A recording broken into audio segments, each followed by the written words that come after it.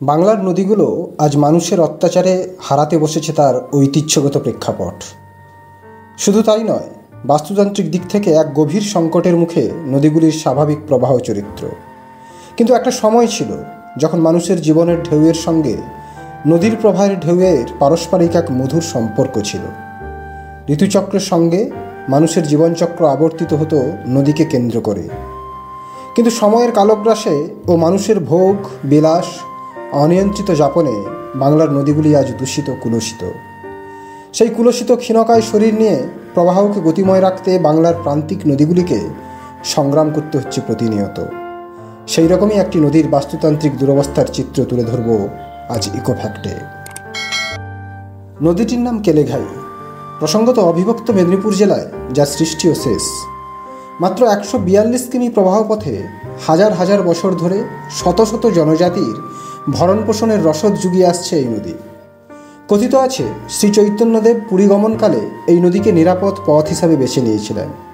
তারই সূত্রানুসারে দক্ষিণবঙ্গের এই তল্লাটে ব্যাপক বৈষ্ণব ধর্মের প্রসার ঘটেছিল, যা আজও বহমান। সেই ধর্মের ধারা অটুট থাকলেও কর্মের ধারা প্রতি পদে আঘাত হানছে এই নদীর মাতৃত্বকে। যে নদী গর্ভে ধারণ করেছিল বিঘার পর বিঘা উর্বর জমি, উভয় বাহুতে বাসা বাঁধতে দিয়েছিল তার মনুষ্য সন্তানদের, বেঁচে থাকার জন্য উজাড় করে রেখেছিল মিষ্টি জল, সুষম খাদ্য, ভরিয়ে রেখেছিল উন্মুক্ত বনানী, নীলাকাশ, সেই মাতৃরূপী নদী আজ অবহেলিত, অবাঞ্ছিত তারই আপন সন্তানদের কাছে। ক্ষীণ শরীরে শত বেদনায় ভারাক্রান্ত হয়ে কোনো রকমে বয়ে চলেছে সাগর সঙ্গমে। অবরুদ্ধ করা হয়েছে তার শিরা উপশিরা, শরীরে ছড়িয়ে দেওয়া হয়েছে কীটনাশক, নিজ ভূমি থেকে বিতাড়িত করা হচ্ছে তার আপন অন্য সন্তানদের।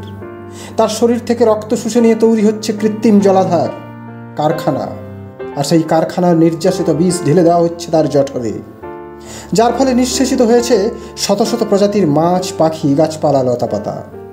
শুধু কি তাই, কয়েক বছরের মধ্যে গজিয়ে উঠেছে প্রায় 30 খানেক সাঁকো, আগাছায় ভরে উঠেছে সমগ্র নদীখাত। উৎখাত হয়েছে হিজল, কৃষ্ণচূড়া, খয়ের, তাল, তমাল, অশ্বত্থ, বটের মতো উপকারী পরিবার। তাতে কোনো ভ্রুক্ষেপ নাই। এত অত্যাচার, এত অনীহা, এত নির্মমতা সত্ত্বেও কেলেঘাই আজও উজাড় করে রেখেছে তার মাতৃত্ব, আগলে রেখেছে তার নিষ্ঠুর সন্তানদের। কিন্তু আর কতদিন, আর কত কাল? একটা সময় কেলেঘাই ভাসিয়ে নিয়ে যাবে না তো এই সমগ্র মানুষের সভ্যতাকে? ঠিক যেমনটি হয়েছিল হরপ্পা, মহেঞ্জোদারো। সময় তা বলে দেবে। এখনও সুযোগ আছে, আসুন সচেতন হই। কেলেঘাইবাসী হিসাবে কেলেঘাইকে স্রোতস্বিনী করে তুলি। আগামী প্রজন্মের কাছে কিছুটা রেখে যাই এই নদীর মাতৃত্বের স্বাদ। ভালো থাকবেন, ধন্যবাদ। নিজের পরিবেশের খেয়াল রাখবেন।